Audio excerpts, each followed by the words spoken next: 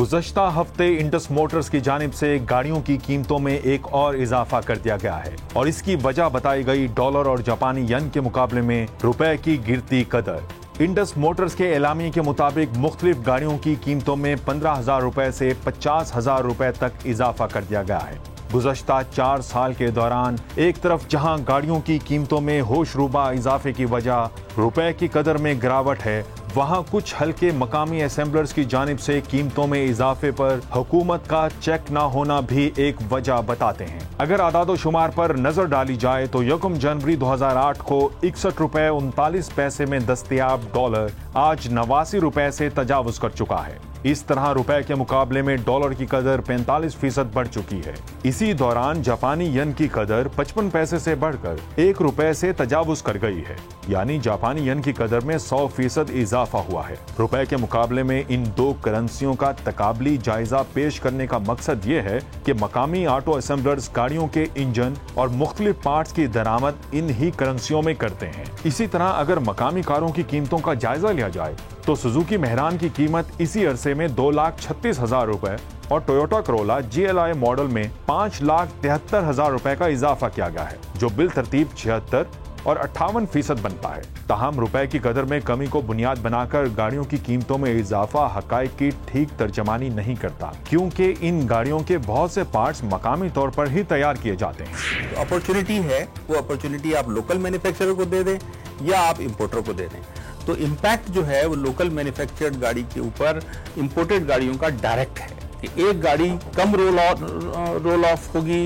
Local manufacturing की assembly line से, अगर एक गाड़ी इंपोर्ट होकर उसको सब्स्टिट्यूट कर। कीमतें बहुत ज्यादा यहाँ पर टोयोटा हो, सुजुकी हो या होंडा की बात करें, कीमतें बहुत ज्यादा बढ़ी हैं और 35 से 60% तक कीमतें बढ़ी हैं। देखिए, ऐसा है कि ये इंपोर्ट बेस्ड इंडस्ट्री है। 2007 में 1 येन आप 48 पैसे का खरीद सकते थे। आज से 3-4 दिन पहले तक प्राइस जो थी 1 येन की 1 रुपए 12 पैसे थी, यानी 114-15% डेप्रिसिएशन हो गया। तो इसी पीरियड के अंदर कीमतें बिल्कुल डबल होना इसी से लिंक है। इसके अलावा जितने इनपुट्स हैं उसके एल्युमिनियम है, कॉपर है, आयरन है, प्लास्टिक्स हैं, हर चीज की प्राइस बढ़ गई है, लेबर कॉस्ट बढ़ गई है, एनर्जी कॉस्ट बढ़ गई है, इंफ्रास्ट्रक्चर की जो यूज की कॉस्ट है वो बढ़ गई है। तो इस तरह से किसी चीज में कमी तो हुई नहीं है ना। तो ये तो एक नेचुरल फिनोमेना है जो दुनिया में भी चला है और पाकिस्तान में भी उसका इम्पैक्ट आया है। मकामी तौर पर ऑटो पार्ट्स की बड़ी तादाद में तैयारी हो रही है, तो फिर येन और डॉलर की बढ़ती कदर गाड़ियों की कीमतों में इजाफे की वजह क्यों बताई जा रही है? देखिए, बात यही तो है कि लोकल पार्ट्स यहाँ पर हैं, लोकलाइजेशन हुआ है, उसी की वजह है कि पाकिस्तान की गाड़ियाँ, इसके बावजूद कि इतना कंपटीशन है, they are the cheapest in the region. Pakistan की ये बात एक हो सकता है आपके नाजरीन के लिए सरप्राइज हो, लेकिन मैं ये बात एक अथॉरिटी के साथ अर्ज कर रहा हूँ कि पाकिस्तान की लोकली प्रोड्यूस गाड़ियाँ इस रीजन में चीपेस्ट हैं और यही वजह है कि इंडिया यानी जो मॉडल्स कंपैरेटिव मॉडल्स हैं वो उनकी प्राइसेस जो हैं वो इंडिया से कम हैं यहाँ पाकिस्तान में। और ये इसी वजह है कि यहाँ पर लोकलाइजेशन जो है वो काफ़ी हो चुका है और उस लोकलाइजेशन की वजह से प्राइसेस अभी भी कॉम्पिटिटिव हैं, लेकिन प्राइसेस कम नहीं हो सकती बिकॉज ये इंपोर्ट बेस्ड इंडस्ट्री है। जैसे फॉरेन एक्सचेंज जो है 3-4 दिन पहले 1 रुपये 12 पैसे का येन खरीद सकते थे, आज 1 रुपया 14 पैसे का, तकरीबन 15 पैसे का येन होने को जा रहा है। 2-2.5% इंक्रीज हुआ है। वो इंक्रीज का इम्पैक्ट जो है वो फौरी तौर पर प्राइस के अंदर आया। बहुत शुक्रिया। मकामी असेंबलर्स की किसी हद तक अजारादारी को खत्म करने के लिए 2005 में 5 साल तक इस्तेमाल शुदा गाड़ियां दरामद करने की इजाजत दे दी गई। गाड़ियों की दरामदात की शराइत में इस नरमी से 2005 में 10 से 12,000 और 2006 में 74,000 और 2007-8 में 34,000 गाड़ियां दरामद की गईं। हुकूमत के इस फैसले से जहां सार्फिन को विट्स और प्लाट्स जैसी मयारी गाड़ियां मुनासिब कीमत पर दस्तयाब हुईं, वहां मकामी असेंबलर्स और ऑटो पार्ट्स बनाने वाली सनत पर इसके मनफी असरात भी देखे गए। इंटरनेशनल इस्टेब्लिश्ड फिगर है कि हर सिंगल एम्प्लॉयमेंट जो ऑटो सेक्टर के अंदर होती है उससे associated minimum 12 employments outside the sector होती है। 2 लाख लोग इस वक्त डायरेक्टली एम्प्लॉयड हैं हमारे ऑटो पार्ट मैन्युफैक्चरिंग के साथ, और इससे आप हिसाब लगाइए तो over 2 million people are directly और indirectly involve as far as the auto sector is concern. तो ये जो इम्पैक्ट होता है ये बहुत, इसका एक इकोनॉमिक एक्टिविटी के ऊपर बहुत बड़ा इम्पैक्ट होता है। जब हम बात करते हैं कि यूज़ कार हमने इंपोर्ट करनी है तो हम इस चीज़ को भूल जाते हैं कि हमारी जो गाड़ियाँ नई खरीदी जा रही हैं वो भी 3 साल बाद यूज़ कार ही बन जाती हैं, और उसका बायर जो है उसको हम नुकसान पहुँचाते हैं। मैं ये समझता हूँ कि पाकिस्तान एक बड़ा यूनिक मुल्क है कि जिसने, अगर अपने पड़ोसी ममालिक के हिसाब से आप देखिए तो हमारी प्रोडक्शन 10 गुना कम है, लेकिन गाड़ी हम कंपेटिटिव प्राइस पे बेचते हैं। और इससे मुराद ये हुई कि अगर हमारे वॉल्यूम्स इंक्रीज़ करते हैं तो हम दुनिया के चीपेस्ट मैन्युफैक्चरर बन सकते हैं, और हमने इसको साबित भी किया है ट्रैक्टर के केस में और मोटरसाइकिल के केस में।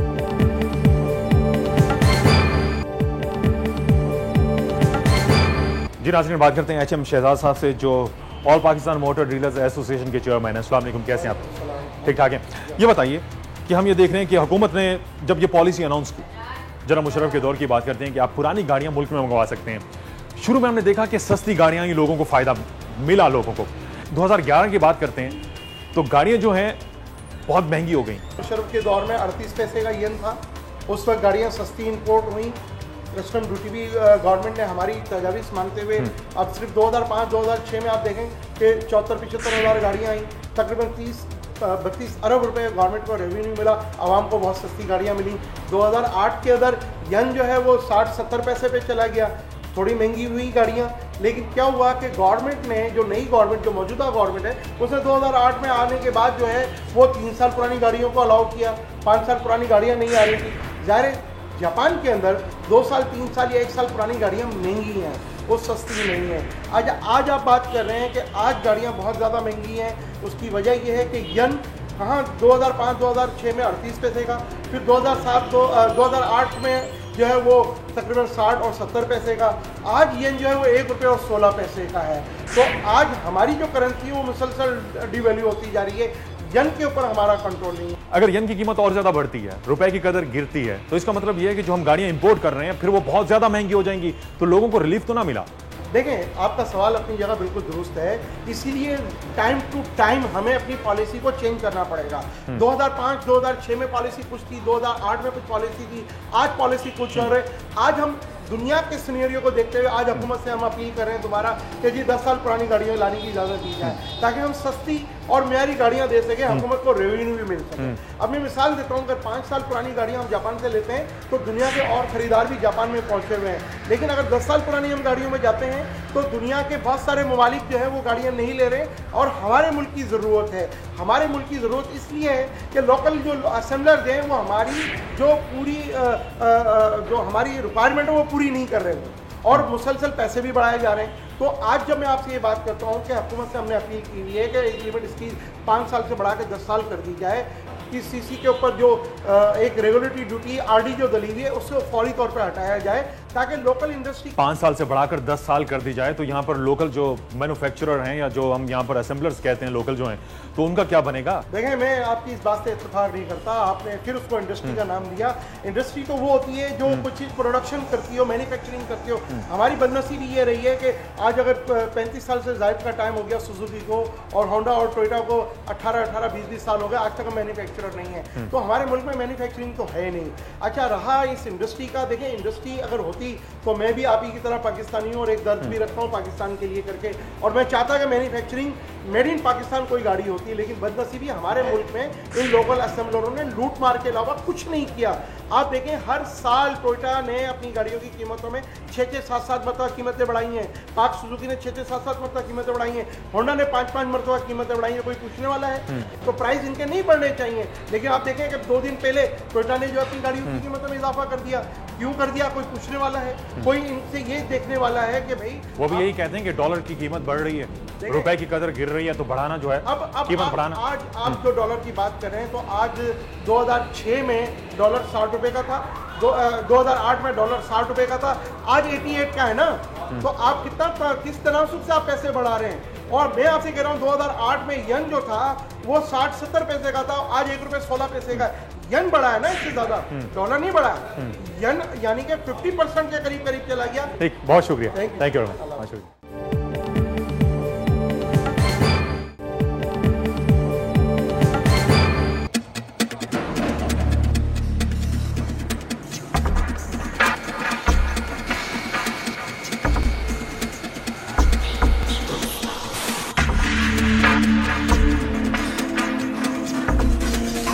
जब हमने मुनीर बाना से ये पूछा कि 5 साल पुरानी गाड़ियों की दरामद की वजह से मकामी ऑटो पार्ट्स मैन्युफैक्चरर्स इंडस्ट्री पर क्या असरात मुरतब हो रहे हैं, तो जवाब कुछ यूं है। मैं समझता हूं कि बहुत ही बुरा असर पड़ा और ये बहुत ही मिसगाइडेड पॉलिसी डिसीजन है हुकूमत की, जो हमारी समझ से बाहर है।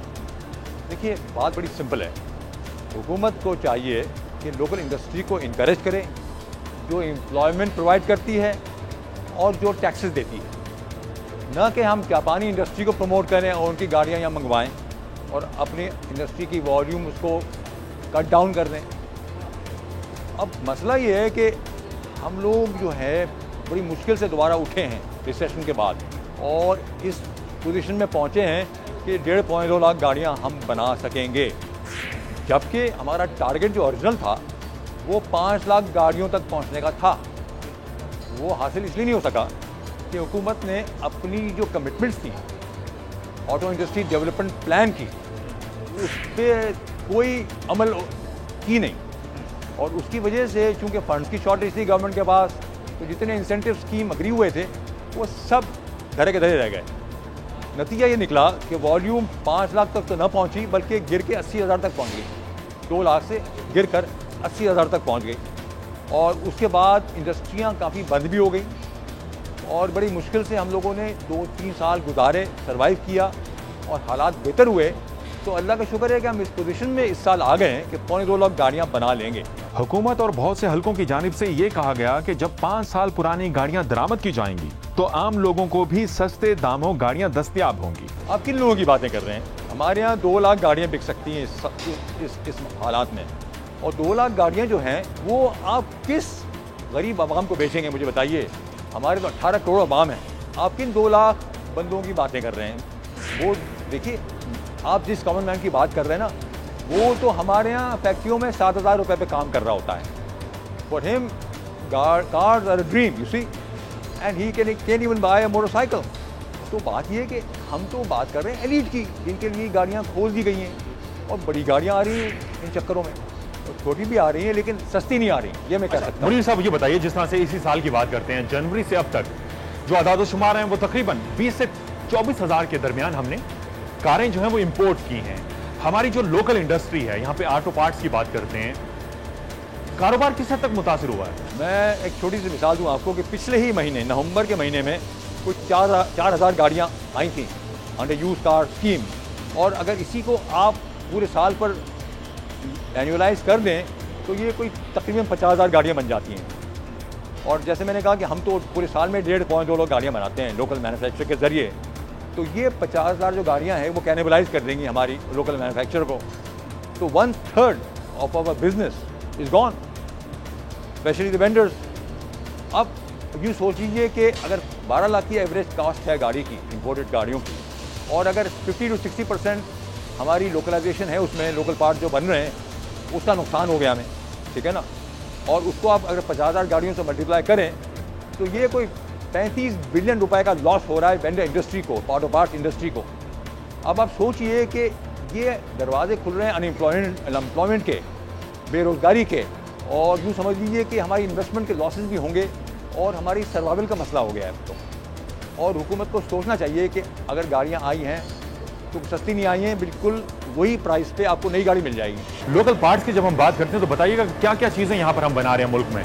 आप ये पूछिए हम क्या नहीं बनाते। अगर आप गिनना शुरू करें तो गाड़ी का जो फ्रंट बम्पर है वो वहाँ से चलें अगर आप, और उसके बाद ग्रिल तक जाएं, इंजन के कंपार्टमेंट में जाके देखें तो रेडिएटर और उसके साथ जो उसके वायर जो हार्नेस है वो, बैटरी, ठीक है जी, उसके बाद आगे चलें स्टीयरिंग, उसके बाद सीटें, डैशबोर्ड, और उसके आगे चलें तो रूफ के इंटीरियर्स, और उसके बाद आगे चलेंगे तो पूरा डिक्की का जो है इंटरनल पार्ट्स, और आप अगर इंटीरियर जो उसके बॉडी के पार्ट्स हैं, जो कि स्ट्रक्चर बनता है गाड़ी का, वो तो अनगिनत पार्ट्स हैं जो कि आपको नज़र भी नहीं आते।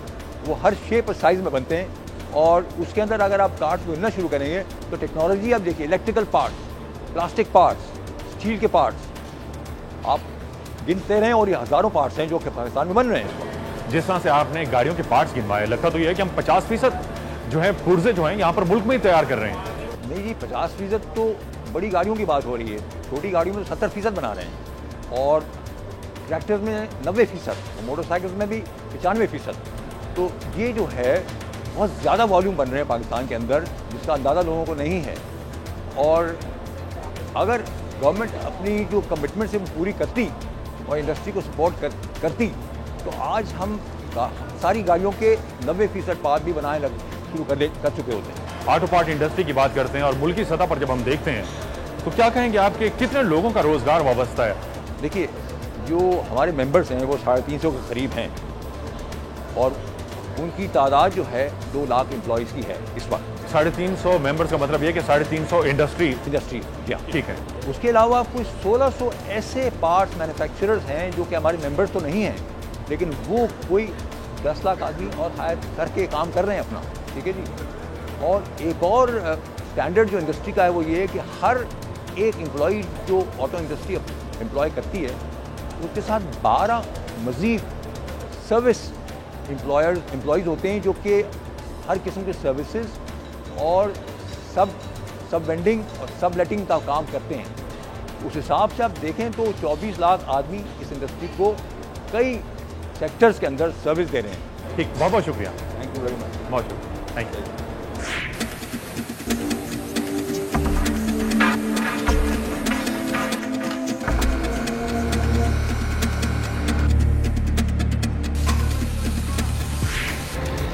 जी नाज़रीन, बात हुई आज के प्रोग्राम में गाड़ियों की कीमत पर। 2008 से 2011 के दौरान मकामी सतह पर जो गाड़ियां तैयार की जाती हैं उनकी कीमत में बहुत ज़्यादा इजाफा हुआ और साथ ही जो यूज कार हैं जिनकी इंपोर्ट की इजाज़त गवर्नमेंट ने 2005 में दी, हम देख रहे हैं कि 2011 में यूज कार्स की कीमत भी हमें मार्केट में बढ़ी हुई दिखाई दी। जो वजह हमें दिखाई दे रही है, रुपए की कदर मुसलसल गिर रही है डॉलर के मुकाबले में, और साथ ही जापानी यन की कीमत भी बहुत ज़्यादा बढ़ी है, जिसके बाइस इस्तेमाल शुदा कारें जो हम इंपोर्ट कर रहे हैं उनकी कीमत भी इस वक्त हमें मार्केट में बढ़ी हुई दिखाई दे रही है। आज के प्रोग्राम में इसी मौजू पर बात हुई। देखते हैं कि आने वाले वक्त में सूरत हाल किस तरह की रहती है। प्रोग्राम का वक्त खत्म हो जाता है। हमारा ईमेल एड्रेस नोट कर लीजिए, bazaar@jio.tv। रिजवान आजान को बाजार की पूरी टीम के साथ इजाजत दीजिए। अल्लाह हाफिज।